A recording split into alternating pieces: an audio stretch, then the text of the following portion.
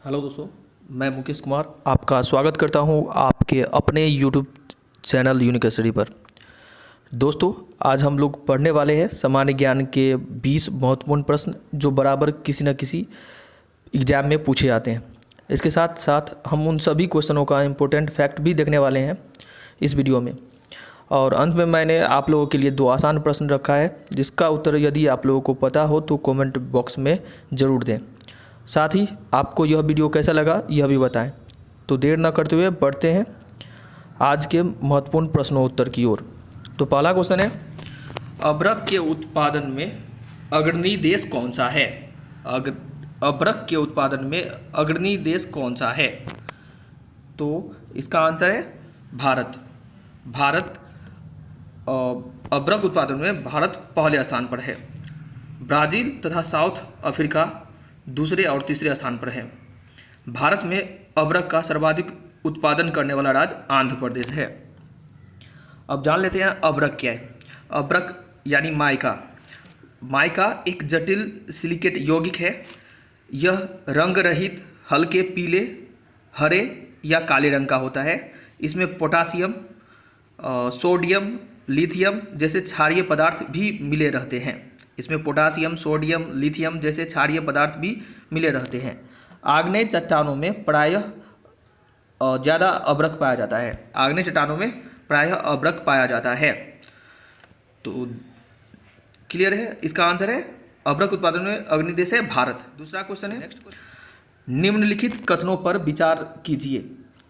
पहला 1 नंबर में दिया गया है, मौन घाटी राष्ट्रीय वन मन्नामलाई श्रेणी में है। दूसरा है, मौन घाटी राष्ट्रीय वन के निकट पत्थर कड़ावू जल विद्युत परियोजना बनाने का प्रस्ताव है। तीसरा है, कुंती नदी मौन घाटी के वर्षा प्रचुर वनों से उद्भूत होती है। उपरोक्त कथनों में से कौन सा कथन सही है ये बताना है। तो यहाँ इसका आंसर है सी। 2 और 3 यहाँ सही आंसर है। मौन घाटी राष्ट्रीय उद्यान केरल के पलक्कड़ जिले में नीलगिरी पहाड़ियों में स्थित है, न कि नल्लामलाई श्रेणी में है।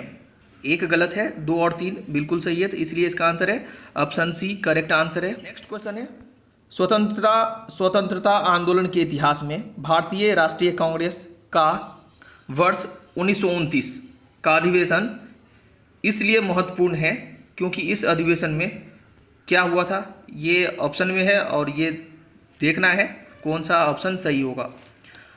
क्वेश्चन है, स्वतंत्रता आंदोलन के इतिहास में भारतीय राष्ट्रीय कांग्रेस का वर्ष 1929 का अधिवेशन किस लिए महत्वपूर्ण है, ये है क्वेश्चन। तो ए में है, ऑप्शन ए है, कांग्रेस के उद्देश्य के तौर पर स्वशासन प्राप्ति की घोषणा की गई। कांग्रेस के उद्देश्य के तौर पर स्वशासन प्राप्ति की घोषणा की गई। बी है, कांग्रेस के लक्ष्य के तौर पर पूर्ण स्वराज प्राप्ति को स्वीकृत किया गया। कांग्रेस के लक्ष्य के तौर पर पूर्ण स्वराज प्राप्ति को स्वीकृत किया गया। सी में असहयोग आंदोलन का आरंभ हुआ। और डी है, लंदन में गोलमेज सम्मेलन में भागीदारी करने का निर्णय लिया गया। लंदन में गोलमेज सम्मेलन की भागीदारी करने का निर्णय लिया गया। तो इसका सही आंसर है बी, ऑप्शन बी, कांग्रेस के लक्ष्य के तौर पर पूर्ण स्वराज प्राप्ति को स्वीकृत किया गया। असहयोग आंदोलन की बात करें तो असहयोग आंदोलन सितंबर 1920 से फरवरी 1922 तक चला था। असहयोग आंदोलन सितंबर 1920 से फरवरी 1922 तक चला था। और गोलमेज ऑप्शन डी है, लंदन में गोलमेज सम्मेलन भागीदारी करने का निर्णय लिया। तो प्रथम गोलमेज सम्मेलन 12 नवंबर 1930 को हुआ था। 19 जनवरी से 1931 तक लंदन में आयोजित किया गया था, जिसका कांग्रेस ने विरोध किया था, न कि उसमें भागीदारी करने का निर्णय लिया था। इसलिए सही आंसर है यहाँ ऑप्शन बी करेक्ट आंसर है। कांग्रेस के लक्ष्य के तौर पर पूर्ण स्वराज प्राप्ति को स्वीकृत किया गया था, मंजूरी दी गई थी। इसलिए आंसर यहाँ बी करेक्ट आंसर है। तो क्वेश्चन नंबर 4 है, निम्नलिखित में से किसने इंग्लैंड के चार्ल्स द्वितीय को बड़गंजा की कैथरीन से विवाह में बम्बई दहेज में दिया था? क्वेश्चन है, निम्नलिखित किसने इंग्लैंड के चार्ल्स द्वितीय को बड़गंजा की कैथरीन से विवाह में बम्बई दहेज में दिया गया था? तो इसका सही आंसर है पुर्तगाली ने। ऑप्शन बी करेक्ट आंसर है, पुर्तगाली ने। ये बात साल 1961 की है, जब यूरोप में एक शाही शादी हुई जिसमें पुर्तगाल और इंग्लैंड शामिल थे। पुर्तगाल की राजकन्या कैथरीन की शादी इंग्लैंड के राजा चार्ल्स द्वितीय से हुई थी, जिसके बाद पुर्तगाल ने राजा को दहेज के रूप में मुंबई दी। मुंबई के बारे में जान लेते हैं। मुंबई 7 द्वीपों का एक समूह है। साल 1534 में पुर्तगालियों ने गुजरात के बहादुर शाह को हराकर मुंबई पर कब्जा कर लिया था। पुर्तगालियों ने गुजरात के बहादुर शाह को हराकर मुंबई को अपने कब्जा में ले लिया था, कब्जा कर लिया था। और इंग्लैंड के चार्ल्स द्वितीय को ब्रगंजा की कैथरीन से विवाह करने के लिए बम्बई में दहेज देने वाला था पुर्तगालियों ने बम्बई को दहेज में दिया था। अखिल भारतीय किसान सभा के पहले अधिवेशन में अध्यक्ष कौन बना था? अखिल भारतीय किसान सभा के पहले अधिवेशन में अध्यक्ष कौन बना था? तो इसका आंसर है ऑप्शन ए स्वामी सहजानंद। स्वामी सहजानंद सही आंसर है, करेक्ट आंसर है स्वामी सहजानंद, ऑप्शन ए। अखिल भारतीय किसान सभा की स्थापना 11 अप्रैल 1936 को हुई थी। अखिल भारतीय किसान सभा की स्थापना 11 अप्रैल 1936 को हुई थी। किसान संघ की स्थापना अप्रैल 1935 में हुई थी। इसके बाद सभी किसान संगठन को मिलाकर अखिल भारतीय किसान सभा की स्थापना 11 अप्रैल 1936 को किया गया था, जिसका नाम था अखिल भारतीय किसान सभा। अखिल भारतीय किसान सभा। क्वेश्चन नंबर 6 है, दांडी यात्रा या दांडी मार्च आंदोलन के संदर्भ में निम्न में से कौन सा कथन सत्य है? दांडी यात्रा या दांडी मार्च आंदोलन के संदर्भ में निम्न में से कौन सा कथन सत्य है?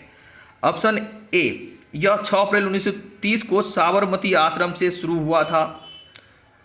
ऑप्शन ए में है यह 6 अप्रैल 1930 को साबरमती आश्रम से शुरू हुआ था। बी में है गांधी ने 78 स्वयंसेवकों के साथ दांडी यात्रा प्रारंभ की थी।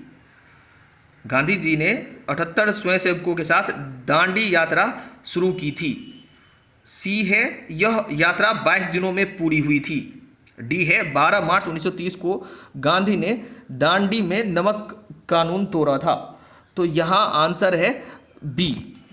गांधी ने 78 स्वयंसेवकों के साथ दांडी यात्रा प्रारंभ की थी, ये बिल्कुल सही है। अगर दांडी मार्च की बात की जाए तो दांडी मार्च शुरू हुआ था 12 मार्च 1930 को। 12 मार्च 1930 को शुरू हुआ था। यह लगभग यह 25 दिनों तक चला था और इसका समापन 6 अप्रैल 1930 को हुआ था। यानी यह 25 दिन ही चला था, 22 दिन नहीं चला था, इसलिए सी भी गलत है। और डी है 12 मार्च 1930 को गांधी ने दांडी में नमक कानून तोड़ा था, ये गलत है। 6 अप्रैल 1930 को नमक कानून तोड़ा गया था। तो यहाँ आंसर है बी, करेक्ट आंसर है। गांधी जी ने 78 स्वयंसेवकों के साथ दांडी यात्रा शुरू की। क्वेश्चन नंबर 7 नंबर क्वेश्चन है, वर्धमान महावीर किस गणतंत्र में थे? ऑप्शन ए है लिच्छवी, बी है शाक्य, सी है समुद्रगुप्त, डी है बिंदुसार। तो किस गणतंत्र में थे? तो इसका आंसर है लिच्छवी करेक्ट आंसर है।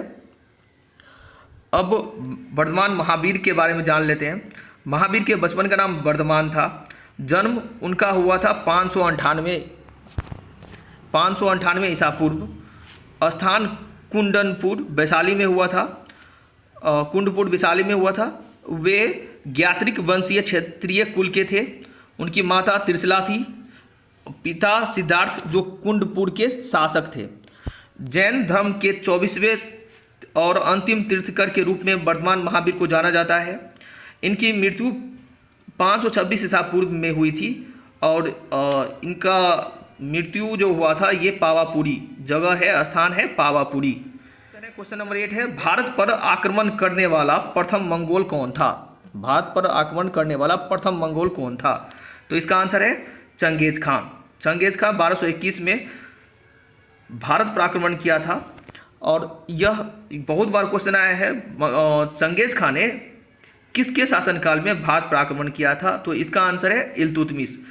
उस दौरान भारत में इल्तुतमिश का शासन था, इसलिए आंसर क्या होगा अगर पूछा जाए चंगेज खान ने किसके शासनकाल में भारत पर आक्रमण किया था? तो आंसर होगा इल्तुतमिश के शासन। नेक्स्ट क्वेश्चन है, क्वेश्चन नंबर 9 है, किस मुगल बादशाह ने अपने पुत्र का नाम सूफी संत शेख सलीम चिश्ती के नाम पर रखा? किस मुगल बादशाह ने, किस मुगल सम्राट ने अपने पुत्र का नाम सूफी संत शेख सलीम चिश्ती के नाम पर रखा? तो वो है अकबर।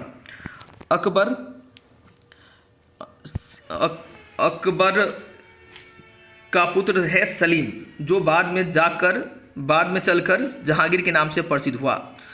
तो जहांगीर पहले सलीम के नाम से जाना जाता था और शेख संत सलीम चिश्ती के नाम पर जहांगीर का नाम रखा गया है। जहांगीर के बचपन का नाम था सलीम।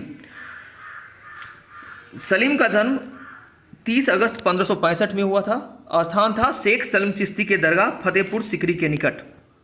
नेक्स्ट क्वेश्चन है, निम्नलिखित में कौन आयोडीन का सर्वोत्तम स्रोत है? निम्नलिखित में से कौन आयोडीन का सबसे बढ़िया स्रोत है, सर्वोत्तम स्रोत है? तो ए में है, ऑप्शन ए है मूली, बी है सेम, सी है शैवाल और डी है ये सभी। तो हम लोग जानते हैं आयोडीन का मुख्य स्रोत क्या है? समुद्री खरपतवार। समुद्री खरपतवार ऑप्शन में नहीं है, लेकिन ये यहाँ दिया गया शैवाल।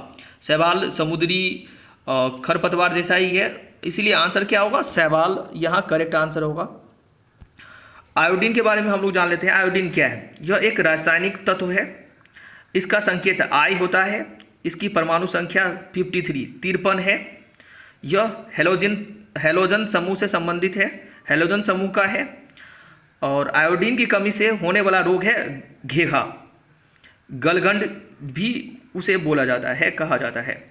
तो आयोडीन की कमी से होने वाला रोग है घेघा रोग होता है। क्वेश्चन है, निम्नलिखित में से किस में उच्चतम ऊर्जा होती है? निम्नलिखित में से किस में उच्चतम ऊर्जा होती है? ऑप्शन ए है नीला प्रकाश, बी है लाल प्रकाश, सी है पीला प्रकाश, डी है हरा प्रकाश। तो यहाँ आंसर है ऑप्शन ए, नीले प्रकाश में सबसे ज़्यादा ऊर्जा होती है। अगर बात की जाए लाल प्रकाश की, तो लाल प्रकाश में प्रकाश संश्लेषण की क्रिया अधिक होती है, परंतु उच्चतम ऊर्जा की बात की जाए तो आंसर क्या होगा? नीला प्रकाश। नीला प्रकाश सही आंसर है, यहाँ करेक्ट आंसर है ऑप्शन ए। नेक्स्ट क्वेश्चन है, क्वेश्चन नंबर 12 है, निम्नलिखित तिथियों में से किस में दोपहर को आपकी छाया सबसे छोटी होती है? निम्नलिखित तिथियों में से किस में दोपहर को आपकी छाया सबसे छोटी होती है? तो यहाँ ऑप्शन ए है 12 अप्रैल, बी में है 2 मार्च, सी में है 18 मार्च, डी में है 21 मार्च। तो हम लोग जानते हैं 21 मार्च और 23 सितंबर को विषुव इक्विनॉक्स की घटना होती है। जैसे हम लोग जानते हैं ग्रीष्म विषुव 21 मार्च और 23 सितंबर शरद विषुव के रूप में जाना जाता है। उस दिन सूर्य पृथ्वी के ऊपर होता है, सर के ऊपर होता है, ठीक ऊपर होता है, जिससे क्या होगा? उस दिन हमारी परछाई सबसे छोटी दिखेगी। और 21 मार्च और 23 सितंबर को दिन और रात बराबर होता है। तो इसका आंसर है 21 मार्च करेक्ट आंसर है। ध्वनि तरंगों की प्रकृति कैसी होती है, क्या होती है? ध्वनि तरंगों की प्रकृति होती है, तो ध्वनि तरंग किस प्रकार विचरण करती है? तो आंसर है अनुदैर्घ्य। ध्वनि तरंग की प्रकृति क्या है? तो अनुदैर्घ्य तरंग की प्रकृति होती है। ध्वनि के बारे में हम लोग जान लेते हैं। ध्वनि क्या है? ध्वनि ऊर्जा का एक रूप है, अर्थात ध्वनि एक प्रकार की ऊर्जा है। ध्वनि हमारे कानों में एक प्रकार की संवेदना उत्पन्न करती है, जिससे हम ध्वनि को सुन पाते हैं। अनुदैर्घ्य तरंग वे तरंग जिनमें माध्यम के कणों का विस्थापन तरंग की गति की दिशा या उसके विपरीत दिशा में ही होती है, इन्हें एल तरंगे भी कहा जाता है। अनुप्रस्थ तरंग उस तरंग को कहते हैं जिसके दोलन माध्यम के कण तरंग संचरण की दिशा के लंबवत होते हैं। विद्युत चुंबकीय तरंग अनुप्रस्थ तरंगे होती है। विद्युत चुंबकीय तरंगे अनुप्रस्थ तरंगे होती है। अगला क्वेश्चन है, त्वरित चालक का आविष्कार किसने किया था? त्वरित चालक का आविष्कार किसने किया था? तो कॉमन क्वेश्चन है, सबको पता होगा इसका आंसर, बेंजामिन फ्रैंकलिन सही आंसर है।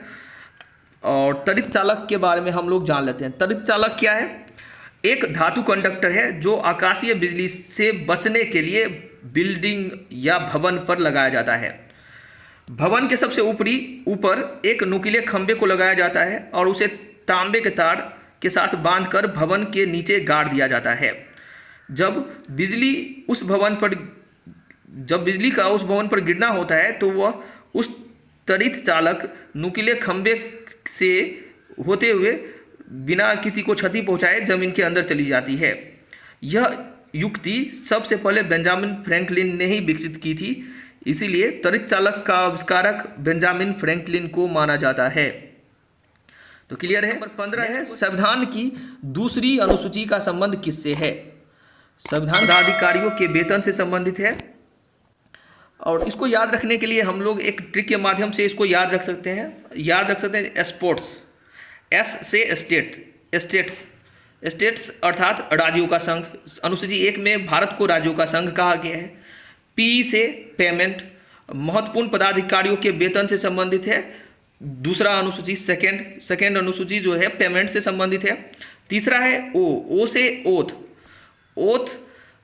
शपथ। तीसरा अनुसूची संविधान का तीसरा अनुसूची शपथ से संबंधित है, जो महत्वपूर्ण पदाधिकारियों के शपथ से संबंधित है। इस तरह हम इसको इजीली याद रख सकते हैं। आर से रिप्रेजेंटेशन, संघीय राज्यों का राज्यसभा में प्रतिनिधित्व से संबंधित है।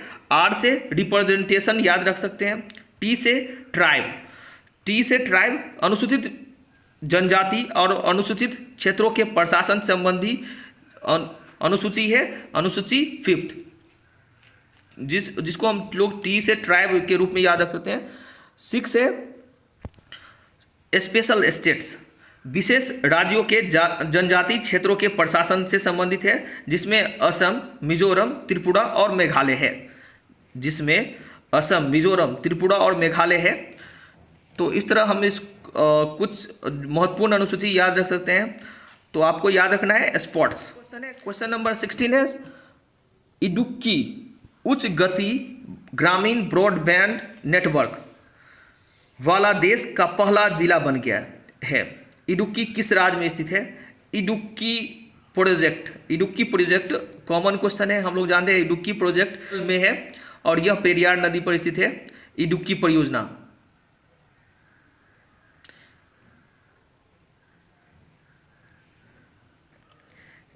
परियोजना के बारे में जान लेते हैं। ग्रामीण ब्रॉडबैंड नेटवर्क क्या है? नेशनल ऑप्टिकल फाइबर नेटवर्क दुनिया में अपने किस्म की विशालतम ग्रामीण कनेक्टिविटी परियोजना है। इडुक्की परियोजना यह ब्रॉडबैंड ऑप्टिकल फाइबर नेटवर्क के माध्यम से भारत के 2.5 लाख पंचायतों में से प्रत्येक को जोड़ेगा। तो इस तरह से उच्च गति ग्रामीण broadband network, rural broadband network वाला देश का पहला जिला इडुक्की केरल में स्थित है। यहाँ आंसर क्या होगा? केरल सही आंसर है। दुलहस्ती पावर स्टेशन निम्नलिखित में किस नदी पर स्थित है? दुलहस्ती पावर स्टेशन निम्नलिखित में किस एक नदी पर स्थित है? तो इसका आंसर है चिनाब नदी पर स्थित है दुलहस्ती पावर स्टेशन। चिनाब यह जम्मू और कश्मीर के क्षेत्र से होकर पंजाब और पाकिस्तान के मैदानी इलाके में बहने वाली नदी है। सिंधु जल समझौते के शर्त पर चिनाब नदी का पानी भारत और पाकिस्तान के बीच साझा करता है और चिनाब नदी बरलाचा दर्रा से निकलती है। यह भी एक महत्वपूर्ण पॉइंट है। चिनाब नदी का स्रोत क्या है? तो बरलाचा दर्रा से चिनाब नदी निकलती है। भारत का सबसे ऊंचा दर्रा कौन सा है? भारत का सबसे ऊंचा दर्रा कौन सा है? तो हम लोग जानते हैं काराकोरम दर्रा भारत का सबसे ऊंचा दर्रा है। ऑप्शन ए करेक्ट आंसर है, काराकोरम दर्रा। दर्रे की बात की जाए, दर्रा क्या होता है? पर्वतों के बीच से निकलने वाले रास्ते को दर्रा कहा जाता है, कह सकते हैं, जो प्राकृतिक होता है। या इस तरह भी हम लोग ये समझ सकते हैं, वे प्राकृतिक रास्ते जो पर्वतों के बीचों बीच से निकलते हैं दर्रा कहलाता है। बैरोमीटर पठन में अचानक गिरावट हो जाने से निम्नलिखित में से कौन सी एक मौसम दशा इंगित होती है? बैरोमीटर पठन में अचानक गिरावट हो जाने से निम्नलिखित में से कौन सी एक मौसम दशा इंगित होती है? तो हम लोग जानते हैं बैरोमीटर का पाठ्यांक एकाएक नीचे गिर जाएगा तो क्या होगा? तूफानी मौसम को दर्शाएगा। और बढ़िया क्वेश्चन है। बैरोमीटर का पाठ्यांक अगर धीरे धीरे ऊपर उठता है तो हम लोग जानते हैं साफ मौसम होगा। बैरोमीटर का पाठ्यांक धीरे धीरे नीचे गिरेगा तो वर्षा होने की संभावना होगी। और एकाएक बैरोमीटर का पाठ्यांक नीचे गिरेगा तो हम लोग समझ जाएंगे तूफानी या झंझावात आने का समय है, आने वाला है। नेक्स्ट क्वेश्चन है ऋग्वेदादि भाष्या, वेद भाष्या भूमिका गौ करुणा निधि पाखंड खंडन नामक प्रसिद्ध ग्रंथों की रचना की। तो इसका सही आंसर है ऑप्शन ए दयानंद सरस्वती। इस तरह इसको याद रखेंगे, दयानंद सरस्वती यहाँ करेक्ट आंसर है, ऑप्शन ए सही आंसर है। तो जैसे कि मैंने आपको वीडियो, आज का प्रश्न है भारतीय नेपोलियन की संज्ञा किसे दी जाती है? भारत का नेपोलियन किसे कहा जाता है? क्वेश्चन नंबर फर्स्ट है। दूसरा है वैद्युत अपघटन में ऑक्सीकरण कहाँ होता है? वैद्युत अपघटन में ऑक्सीकरण कहाँ पर होता है ये बताना है। तो अंत तक देखने के लिए आप लोगों का बहुत बहुत धन्यवाद।